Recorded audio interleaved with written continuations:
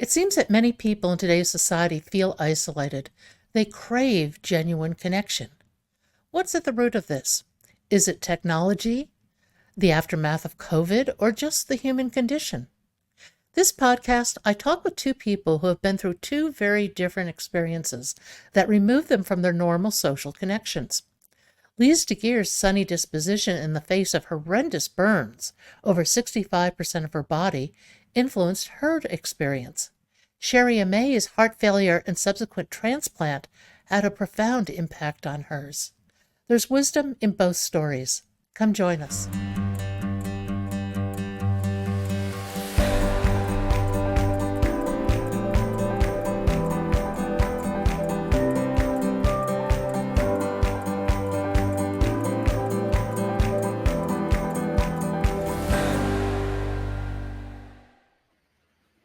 Hi, thank you both so much for being here today.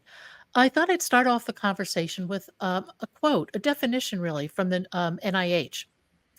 And it talks about social isolation versus loneliness. They write, loneliness and social isolation are different but related. Loneliness is a distressed feeling of being alone or separated.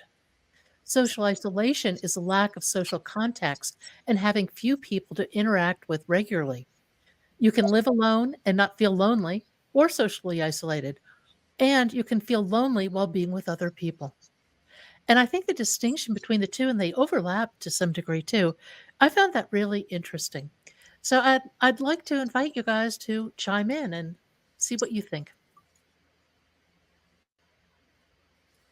Lise, let's start with you. If you could, give us a real short synopsis of your incredible journey and how it relates to isolation. Mm, yeah. So first of all, thank you for having me join you today. It's always so nice to connect with you again and have the chance to talk about important things. Um, so I'm a psychologist and I am a childhood burn survivor and a survivor of multiple family trauma.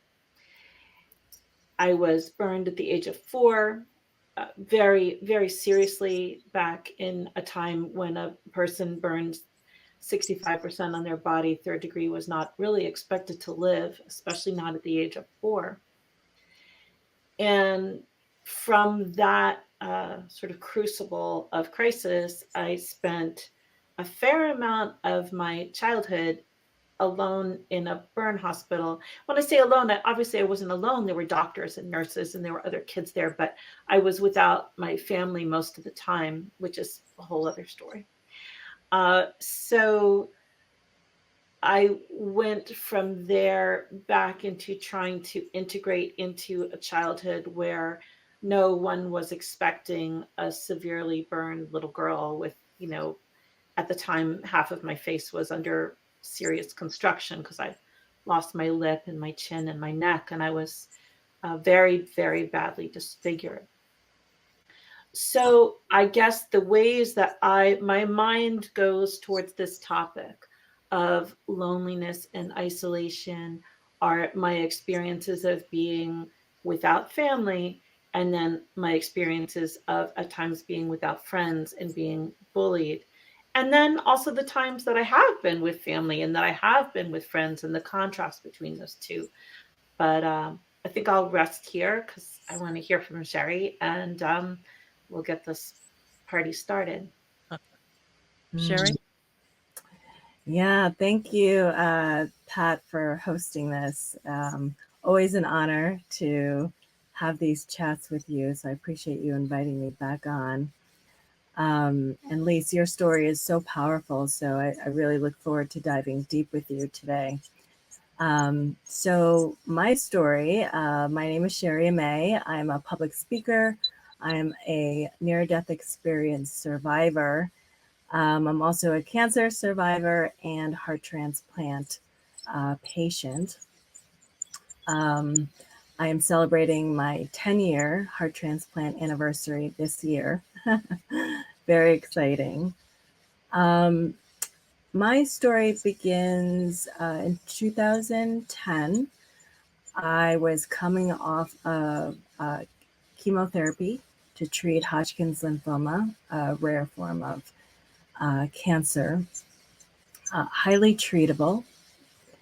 I underwent 6 months of chemotherapy and was declared cancer-free, but 10 months later, I went into sudden cardiac arrest. Thankfully, my husband had gotten me to the emergency room literally 10 minutes prior to flatlining in his arms. We were newlyweds at the time, and I had to undergo over 90 minutes of CPR just to still be alive here today.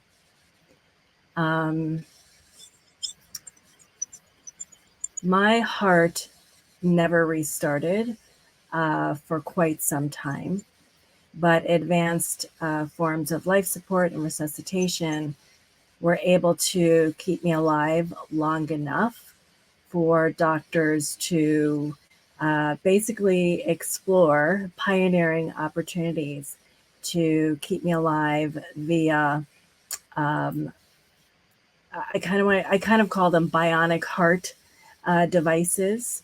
And I ended up spending 4 months on life support on a ventilator with these advanced forms of cardiac care that kept me alive.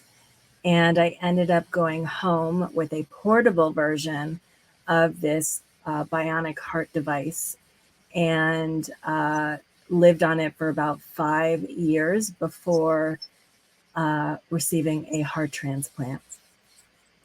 And that was really just the beginning. Those first 5 years were just the beginning to the fallout of my cancer.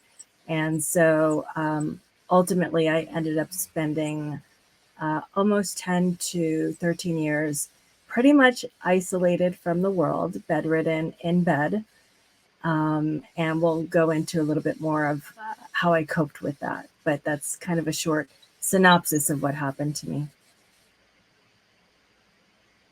Any story I can tell pales next to you too. But I'll chime in. I went from an incredible Wall Street career to having myasthenia gravis, and that shut down absolutely everything. It's a very rare neurologic disease that causes voluntary muscle weakness, supposedly incurable. At the time, the stats were a third of the people die, a third are permanently disabled, a third cope. I obviously ended up doing pretty well. And I also went through 6 years of cancer treatment and 6 years of on and off treatment. And it was brutal on many levels. It rearranged my social life. What social life? It rearranged it totally. It was very unnerving in that you're constantly living with the fear of recurrence, which seemed to recur regularly in 12-month intervals.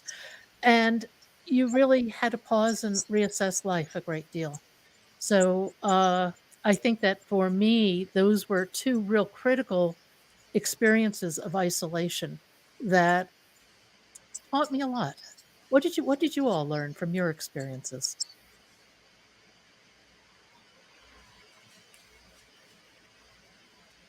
Wow, I don't know that I can say that I learned much from being isolated. And maybe that's because what I went through, I mostly went through as a girl. I definitely, the one thing that I know I can say for sure is that it's better to have people who love you in your corner that you can relate to. And I don't think I do well with isolation, Pat. I don't know that I learned much from it, but what little kid does, right?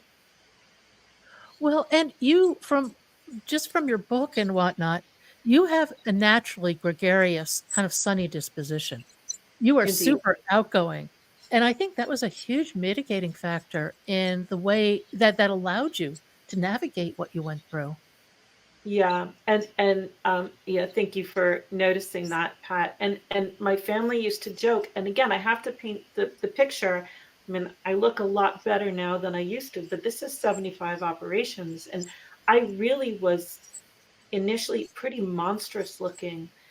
And yet, wherever we went, we would go camping. We did all these trips as a family when I was out of hospital anyway. Every time we met, every time we landed, we'd lay out our tent and I would make a friend within about a half an hour. And that's just, kind of, um,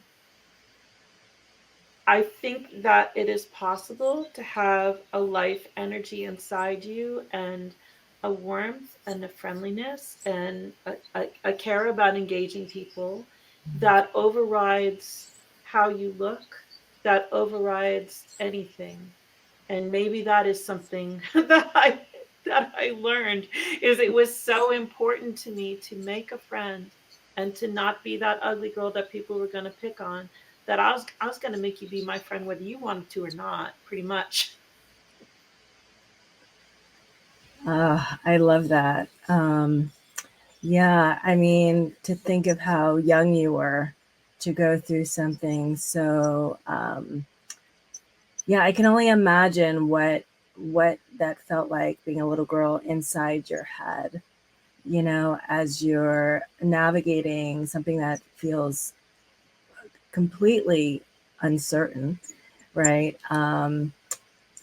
Feels isolating inside and really kind of turns your world upside down, and to not have the adult perspective of things. I can only imagine how challenging that would be at that age.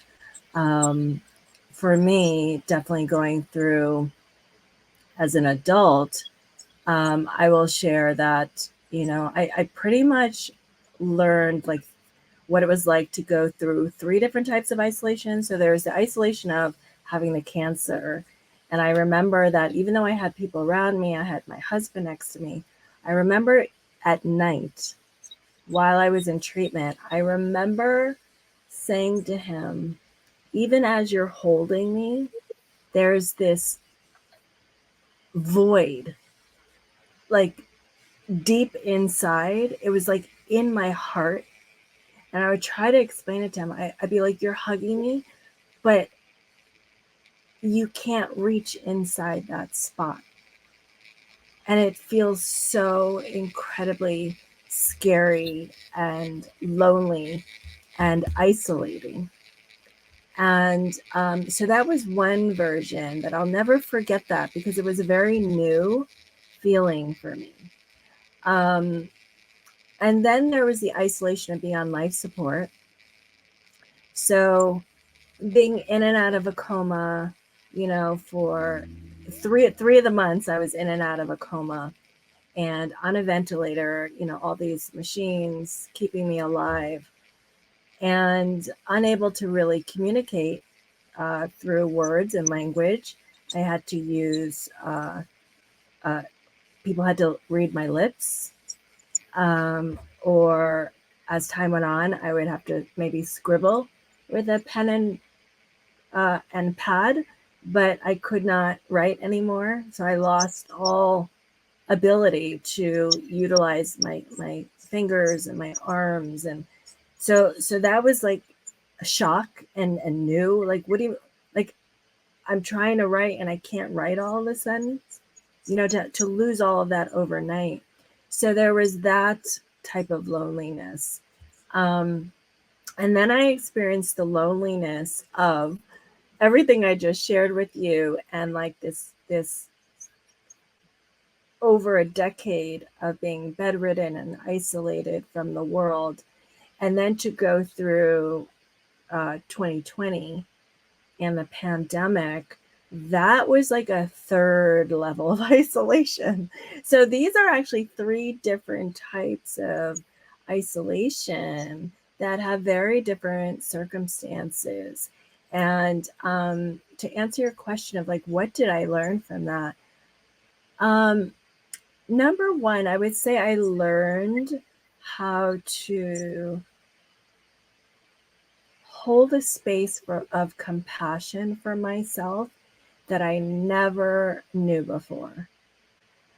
The compassion to be able to be poked and prodded at on life support and to have really no choice if I wanted to live, but to accept the invasion on my body. So the compassion for myself, as there were times I would have to almost come out of my body and just witness what was happening, because it was so confronting to be in my body and experience that level of invasion. So compassion was huge. And then the other thing I learned was, without understanding what it was, I learned how to attune to my body and really listen to what was happening, even deep on a cellular level. And, no one really taught me how to do this. And this kind of falls into some of the work I studied later, which was more somatic embodiment and attunement with the body. But just naturally, I developed this really deep relationship with myself, where I was sitting in silence inside my head for so many months that I learned to communicate with my body and really talk to it and communicate with my cells and communicate with my heart, even, to tell my body to start healing. Both of my lungs had collapsed, so I started to talk literally to my lungs and the cells that make up my lungs, and I would teach them how to regenerate. So there's so many things I learned, but those are two key ones that I feel are important to share. Did your near-death experience influence you? Well, at that point, I would say probably not, because my near death experience at that point, I did not know it to be a near death experience. So I kind of thought I had a really bad nightmare, and I knew it wasn't a dream. I knew it wasn't a nightmare, but I didn't understand what it was. So, to be honest with you, I didn't really know what timeline or what dimension I was in when I was back in my body healing. It was very confusing for me. And I think part of that is because I was in and out of a coma. So I wasn't really aware enough to distinguish between, this is reality, this is my physical world, and I just had a near-death experience, so let me take some wisdom from that and apply it to this. It was all happening way too, that was too much for my brain to comprehend at the time. One of the things that I experienced I found kind of interesting. I went through a difficult divorce where I lost everything. I lost my sense of who I was. I obviously my ex-husband ran off with his nurse to another city. I lost my in-laws who I loved so dearly. And in retrospect, it was a good thing. It set the stage for a lot of other things to happen. But at the time, it was devastating. I mean, it was everything that was my world. Fast forward, when I was diagnosed with cancer, I remember lying on the couch one day, and I absolutely knew in my heart that I had cancer because because I was so isolated. I had moved across the country.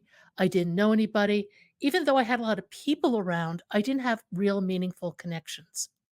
And to this day, I absolutely am convinced that that was at least a component of my cancer. And yet, going through cancer in a way was incredibly liberating because I lost social networks. I lost a lot of attachments.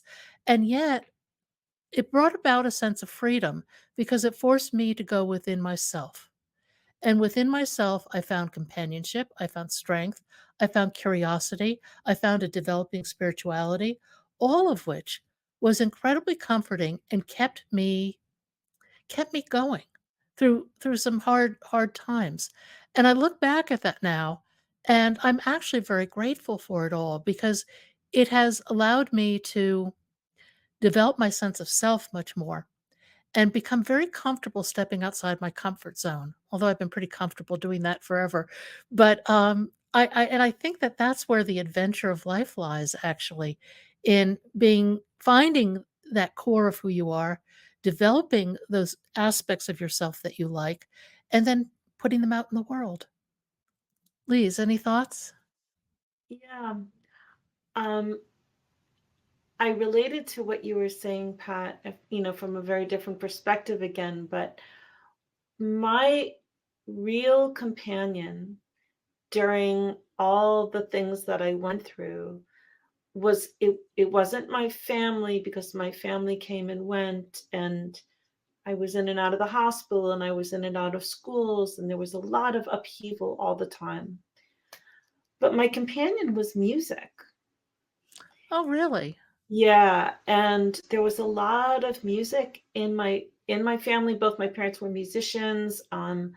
My dad gave me this tiny little so you have to remember, this is like in 1967, so we didn't have, portable, even, nothing, right? But my dad got this tiny little one of those soup box record players. I don't know if you're old enough to remember, and it just came literally in a little soup box, and you open it up and you put on this little suitcase, this record players, and I had, like, show music and Disney music and like Peter, Paul and Mary, and just this, oh, beautiful, beautiful music. And I find that that is still so important to me. So all these years later, when I feel down, when I feel lonely, when I'm frightened, when I feel unloved, music. And that lifts me up almost all the time. And when I listen to music, that's when I get inspired. I get like great writing ideas because I'm an author now. I get tremendous ideas just listening to music. And I don't know, I think maybe to come back to the idea of what is solitude given you, I listen to music when I'm alone, and that has given me a great deal. And for me, it's silence. Sherry?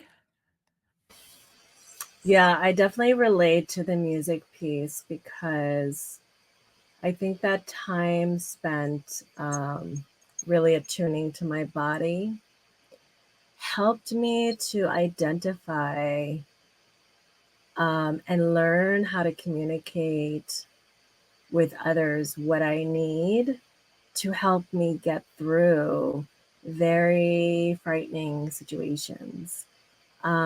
Music was one of the tools that on life support I was able to communicate with my family, and they were able to bring me. I think back then I still had those little tiny what were they, iPods, or I forget the name of them, but my brother loaded all of these meditations and songs that I liked onto it, and I would have headphones, while I was on life support, and I'll never forget how much that helped me get through. And even during the more than decade of time at home rehabilitating, um, I still use music as a way to come back into remembrance of my soul, remembrance of getting out of my head and back into my heart. So anytime I feel um, feelings of self-doubt or not good enough because of what happened to me. I mean, what happened to me left me permanently disabled. And so um, to be active and athletic, and then overnight become permanently disabled in my early 30s was a huge interruption to my life and my identity and my sense of self-worth, my sense of belonging. And so it was always really important for me to, um, as I began this healing journey, and really starting to finally integrate the near death experience, and to start um, cultivating some of the wisdom that I did end up learning, was this remembrance that this external world that we are living in, where we become somebody to the public, and we have a certain amount of money, and we wear certain clothes, and we make our hair a certain way, and we uh, do certain socially acceptable things. My near death experience stripped that all away and really brought me back to the core of what is most important. And that was my essence, my authentic essence that radiates from the heart. So part of my journey through isolation did eventually really rely on that wisdom from crossing over, that taught me that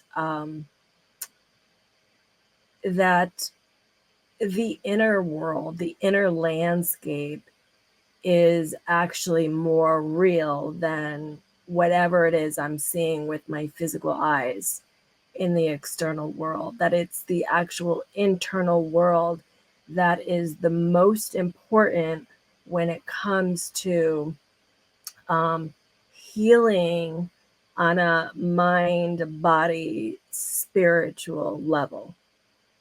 And so music is a way to bring me back into that internal landscape. And once again, talking to my body, feeling the emotions, feeling the anger, the rage, the disappointment, the fear, the terror, the terror. I had so many years of living with terror, pure terror. And when you are living in terror, there really isn't very much in the external world that can actually create a sense of safety, from my experience. Yes, does it help to have external safety? 100%. But you can have external safety and still not feel safe. Out of curiosity, have you ever read any of Joe Dispenza's work? I haven't read any of his work, but someone just recently, I had a friend send me his latest movie. Um, and so that was the first time. I'm forgetting the name of it. I apologize. But that was the first time I was actually introduced to his work and meditation. So I'm brand new to it. And if you have any insights, I would love to hear more on it. But I was pretty impressed by the medical studies that he showed about the impact of meditation on healing. Yeah, I'm a real fan. I've read a lot of his books. He has a lot of videos out, a lot of YouTube interviews, and they're worth tracking down. And one of the things that I like is he does come at things from a scientific perspective, but it's science approaches otherworldly spirituality and lots of other things. I mean, it's very interesting, but he's very science-based, and he has his own remarkable healing journey where he broke his back. And rather than surgery, he laid on a table for months, and just simply willed his body to heal. And he'd go through this healing mantra, if you will, this process of going through his body. And when his attention lapsed, he'd stop and he'd start all over again. and he healed. And I find his story to be just incredible, obviously very real. And his studies over the last decade or two, I think, are absolutely game changing. I was watching a video, an interview with him the other day. I don't remember what YouTube channel it was on, but I'll look it up and send it over to you because you might find his work, you just might find it resonates with you. Yeah, I would love to learn more about it. Like I said, I just watched his latest movie maybe a few days ago. So, yeah, I'm brand new to his work. Lise, are you familiar with him at all? No, I'm not. I'd love to learn more about him as well. I'm going to look up one of his books. Go ahead. No, go ahead. No, I was just there was something, Cherie, that you said earlier that I wanted to come back to because it touched me, and it also just kind of made me think about um, human experience in general, which is the whole you had described being in your husband's arms, but still feeling so alone. And I feel like that is, that is humanity. That is what we deal with, right? Is that we are all having, every one of us, when you think about it, right? We're all having this intense experience called life. We all have our pain and our fear and our joys and our hopes and our dreams. Every single person that you meet, you walk down the street, every single person is going through that. And even if you adore somebody and you're so close to them and you've known them for 50 years, do they really get you? No. No. I mean, like, I have dear friends I've known, again, since like 8th grade. I know everything about them. Do I know what it's like to be them? No. The people who I feel the closest to are, I'm a psychologist, so I listen for a living. It's people who are good listeners who care to listen to what I'm saying about what I'm experiencing. But do they really know what it's like to be me? Nope. None of us do. There's this, profound isolation just inherent in our existence.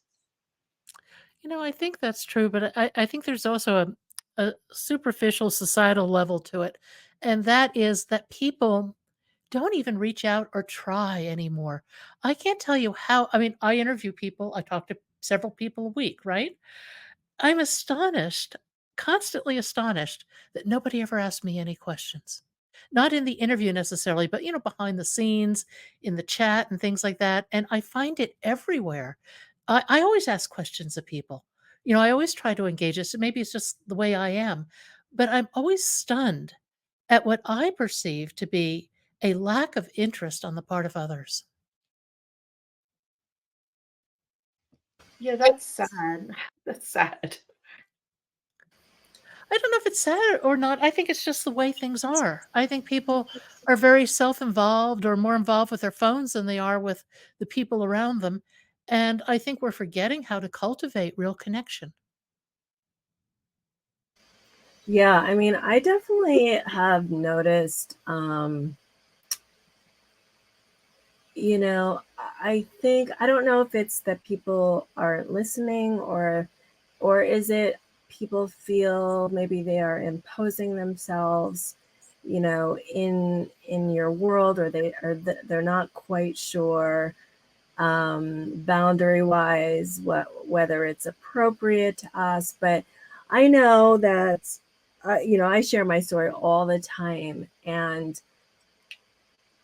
there are so many questions people could ask me, like my community could ask me, that are extremely relevant to their own lives, and they will never ask.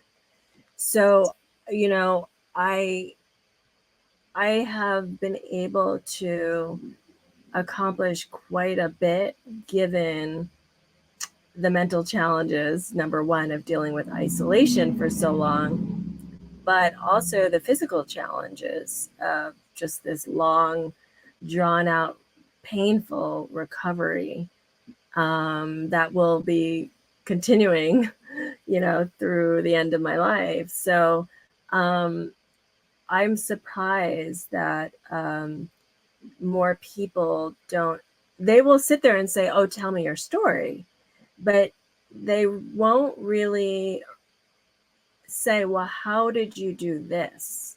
Or how did you, like, what was it like to, be a newlywed and have this happen? Or what was it like to share your message publicly when you were still in so much debilitating pain inside?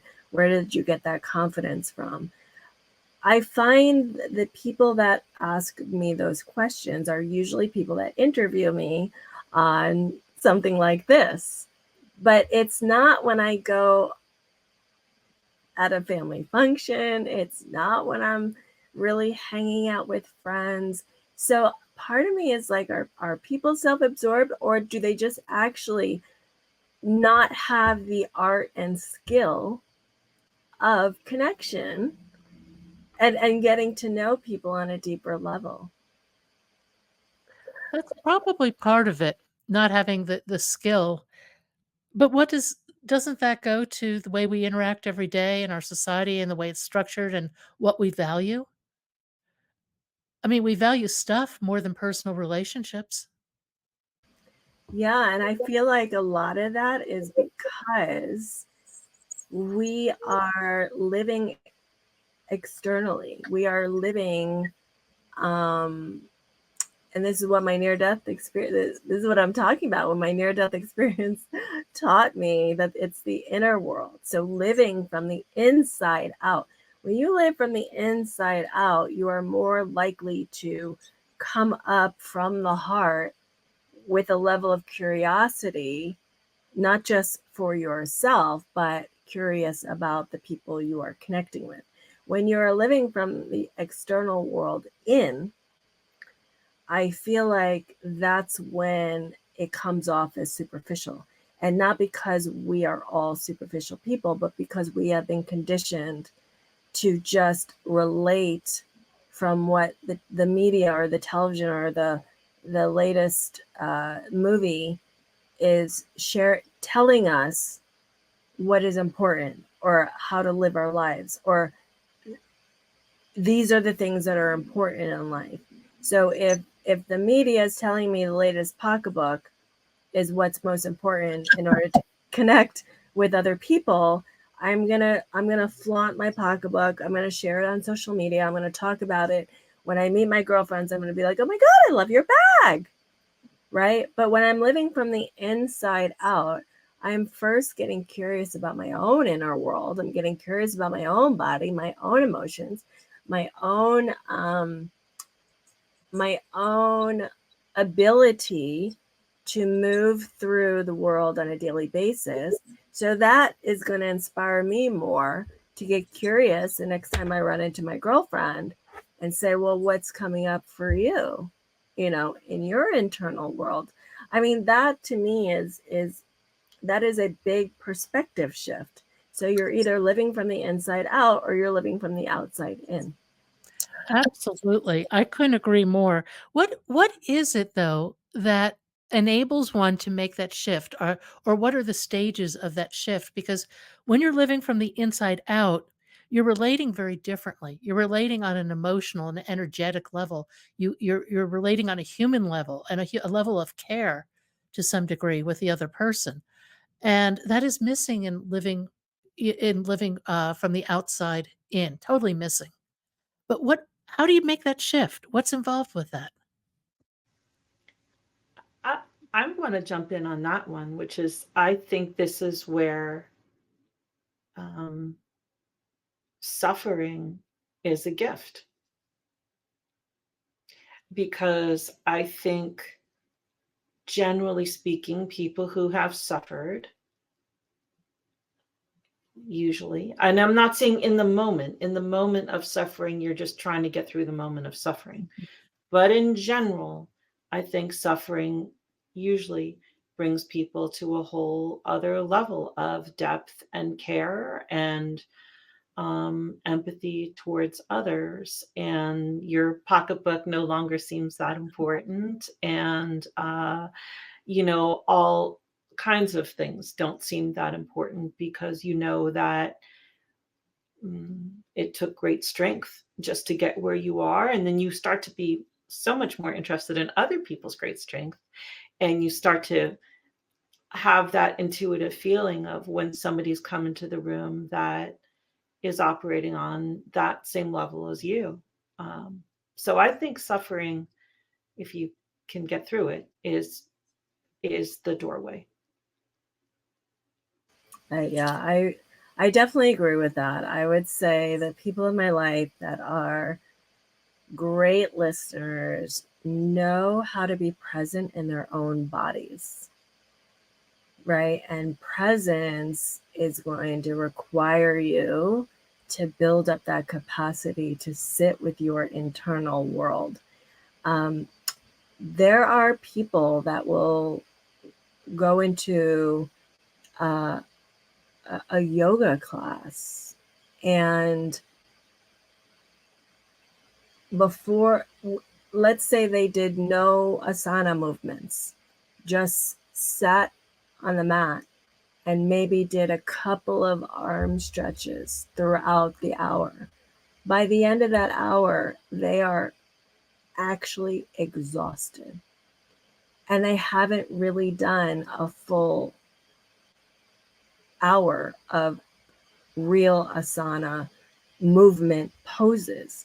But because they're coming from a world that has overwhelmed their mind, they are not comfortable sitting in silence with their internal space. So I believe that those who have cultivated that ability to be present are the ones who understand the skill of listening, the art of listening. Being present is an interesting topic, one of my favorites, since it relates to meditation. But I think that when you learn to be present, and it's a practice, you have to work at this. This is not something that you wake up one day and decide, I'll be present today. Um, I know for me, meditation's been really game changing. And I think part of the essence of the reason it's game changing is it does focus you on the here and now. And when you're focused just on this moment, time expands, it slows. And that's where creativity lies. That's where insight lies, in that space of nothingness, if you will. I don't mean to sound so esoteric, but it's really pretty magical. And I think that with ongoing practice, and a meditation can be in music, it can be in walking, it can be in nature. You don't have to go to a remote, hilltop in Tibet and go om for 6 years or anything like that. But I think cultivating that type of quiet mind really helps you go within. Yes, absolutely. And I think it's important to mention that it is normal in the beginning to be uncomfortable sitting with your own silence, because you are going to hear your body talking. You're going to hear your psyche. You're going to hear all the thoughts that and unconscious patterning, basically, that is running your life, and that can be very confronting. So being present, like you said, Pat, is a skill that you develop through daily practice. You start off small. You don't need to meditate for an hour. 1 minute at a time is perfectly fine in the beginning. Building up to 5 minutes, and then maybe 10, but over a period of time. I think a lot of times we have that external voice of the world that says we are somehow broken and we need to fix things, fix ourselves overnight.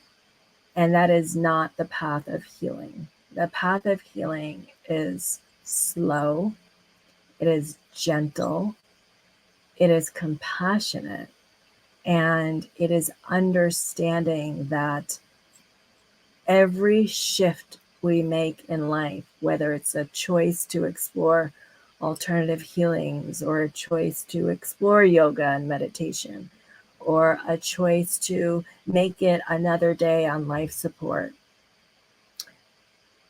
we will get overwhelmed if we think that we can be the expert in a week. That's not, or that we can heal ourselves in a week. The path of healing is a path of love. It is coming back into gentle exploration of who you are, you know, and what am I made of? Like, what do I actually want to heal? What am I asking of my body? You know, this is an explorative journey, or I use a term now like you, Pat, an adventure. But that term comes over time when you start seeing yourself as already whole, that you're not broken, but that when you actually slow down and start treating your own body with kindness, that you will get a lot farther on your path than if you were to push your way through with some fix-it mentality. You can't push through, I don't think. I totally agree with you, and I think part of that self-love that develops from all this is learning to witness your thoughts. As you still your mind, you can start to see your thoughts, and they're pretty appalling a lot of the time and very repetitive.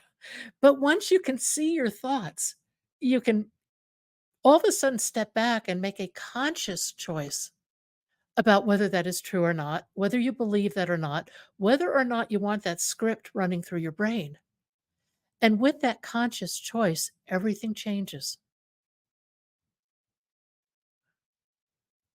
And I think one of the things I have found from that, and I still my mind still runs at times, but now I have the tools to recognize it and stop it. And interestingly, I'm under a bit of stress right now with this big move coming up and everything else.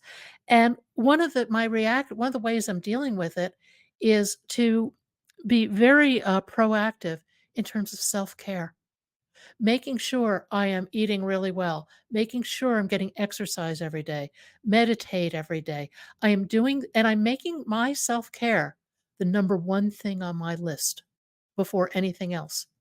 And that it's been interesting doing that because I generally live a pretty healthy life, but making that number one while I'm going through stress really is a game changer.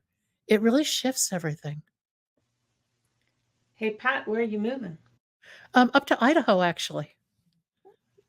Mountains, lakes. I like to kayak. I'm into photography, and I love winter sports.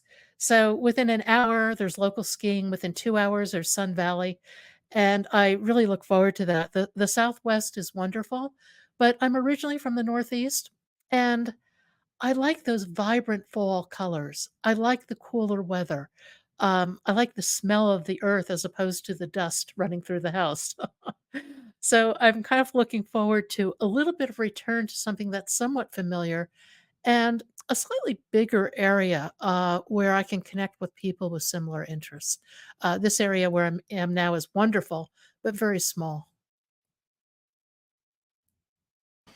Yeah, I love kayaking too, and I'm so grateful that I'm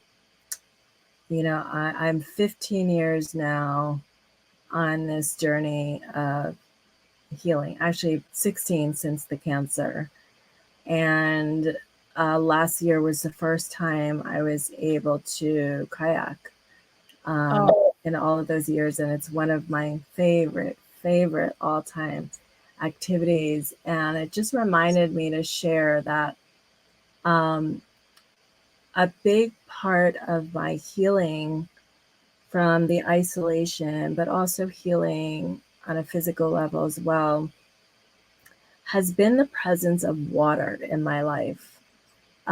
Water was prominent throughout my entire near-death experience, crossing over. And I found that once I got out of the hospital, that it's like the water, I'm surrounded by various lakes and reservoirs and the ocean. And I found the waters to be calling me more than they had prior to my near-death experience. And I would just go and sit by the water for days, weeks, months, and years. And when I really tune into what was happening, it's almost like there was this telepathic communication between me and the waters and me and spirit. And I haven't really talked much about it, but there's something about this water element that has been so crucial to keeping my mindset vibrant, even when I feel alone, even when I'm disconnected from community. And when I look back, I was actually even asking for buckets of water on life support. And they would bring me buckets of water, and I would ask my husband to put like a couple of drops of lavender or some form of essential oil. And I would just dip my hands while I was on life support. I would just dip my hands in and close my eyes. And I'm telling you, even on life support, my body began healing so rapidly once I started implementing that little ritual in the ICU. And I really hold my relationship with water to be such a profound part of my healing. And anytime those feelings of terror or isolation still to this day will pop into my mind, and it feels very scary, I will always go straight to the water, or if I'm homebound, I will get a bucket of water and at least put my feet in it. And I'm telling you, it takes away the terror. So there's something very powerful and healing about the element of water. That's interesting. I find a lot of truth and healing in nature as well. For me, it's probably wind and air, that movement of the air. Yeah, I think it actually goes back to a science fiction story I read as a kid. And I'm pretty sure Ray Bradbury was the author. And it was about the wind. And it was about this journalist who had tracked down the source of the wind somewhere in the Himalayas or someplace. And he listened to their plans. And the wind found out that he had heard their plans. So the wind started tracking him. He couldn't get away. He ran and he ran and he ran. And what I recall about the rest of the story, the wind finds him in this house and it's batting at the doors and coming underneath the door and things like that. And that was a terrifying wind, granted. But my wind is very kind and nurturing and supportive. But the idea of the wind, for some reason, maybe it's from all my years of flying, that invisible source of lift, that buoyancy, that magic that you find soaring among the clouds. That's my piece. Water's wonderful, but for me it's more air or wind. Lise, what about you?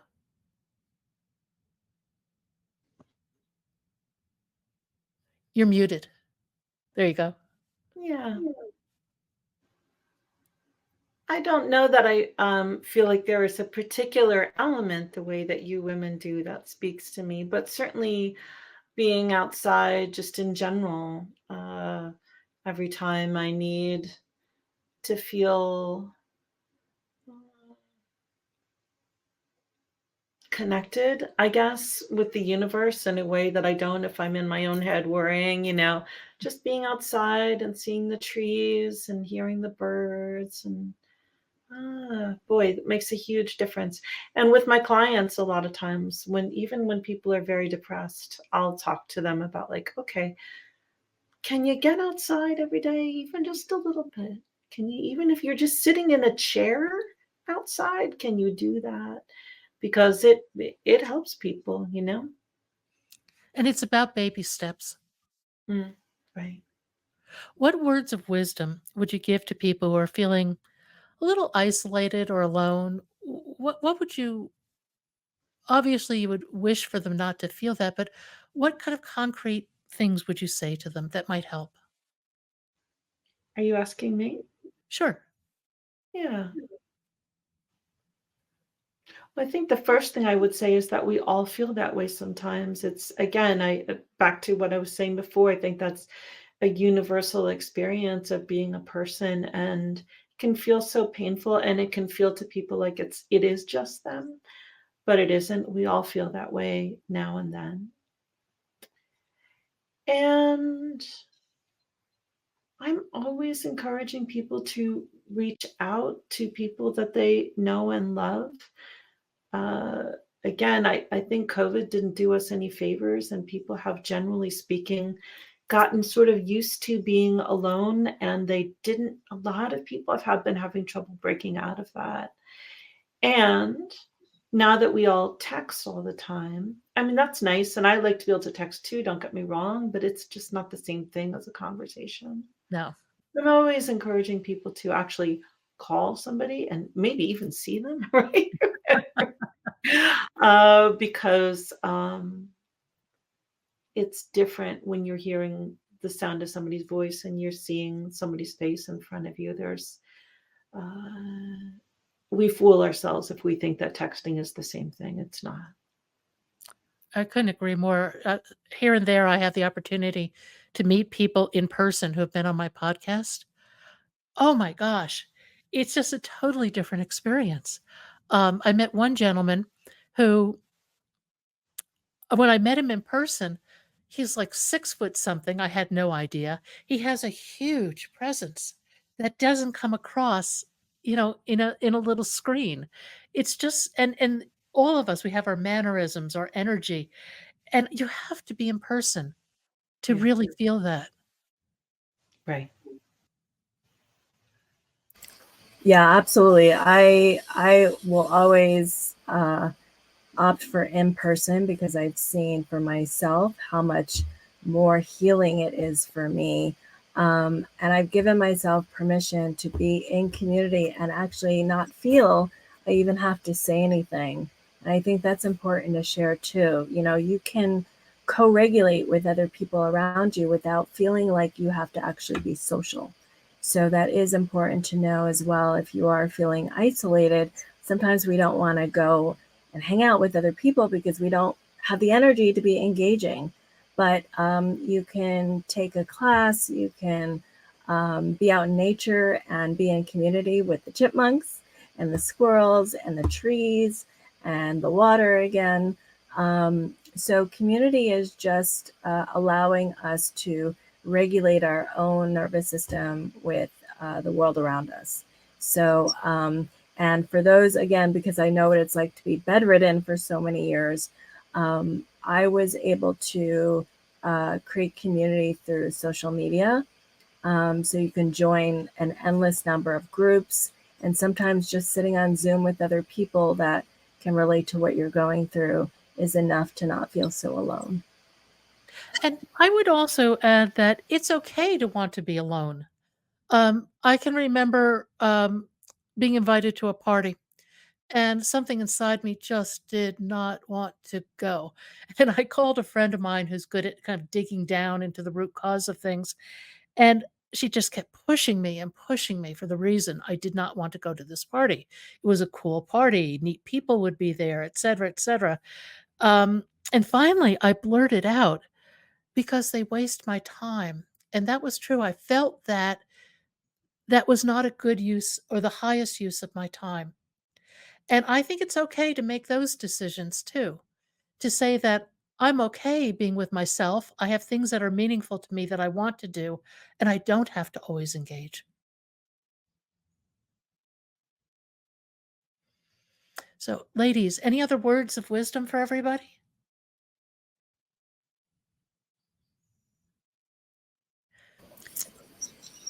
Yeah, I was just going to say, reiterate what Lise had shared, and that, remember your own humanity, and that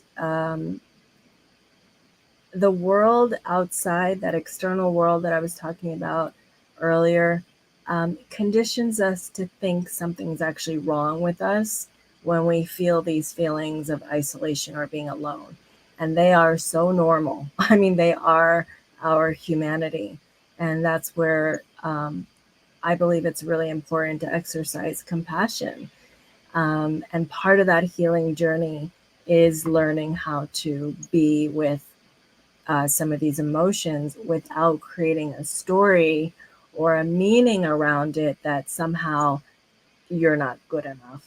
And that is something that I've had to learn many times over and over again when I am feeling a feeling that makes me feel somehow inadequate. I have to remind myself that we all feel this way, and it is the story that I'm making up about what this feeling means that is actually creating the discomfort. So it's a big distinction. But at the end of the day, I always say we are our own medicine, and there are so many tools that we get to grow over time to help us through any of these challenging times. And that's a perfect ending.